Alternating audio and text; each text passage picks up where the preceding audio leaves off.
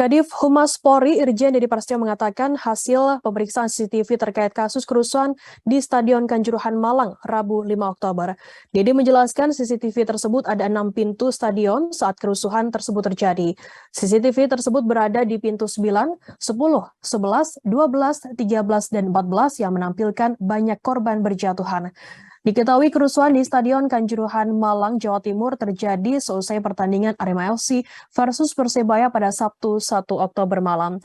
Insiden bermula saat beberapa supporter Arema masuki lapangan seusai pertandingan tersebut. Tak berapa lama, ratusan Aremania memenuhi lapangan Kanjuruhan. Kemudian polisi tiba-tiba menembakkan gas air mata untuk membubarkan supporter yang masuk ke lapangan tersebut. Gas air mata itu tak hanya ditembakkan ke lapangan, namun juga ke arah tribun penonton yang kemudian memicu kepanikan supporter lain. Nantinya hasil pendalaman CCTV tersebut akan disampaikan ke publik. Deddy menyatakan kasus penyelidikan kerusuhan Kanjuruhan saat ini masuk dalam tahap penyidikan. Artinya Polri menemukan adanya unsur pidana terkait kelalaian hingga mengakibatkan tewasnya seratusan orang tersebut. Dalam perkara ini, penyidik mempersangkakan pasal 359 dan pasal 360 KUHP. Para tersangka nantinya terancam dengan hukuman maksimal 5 tahun penjara.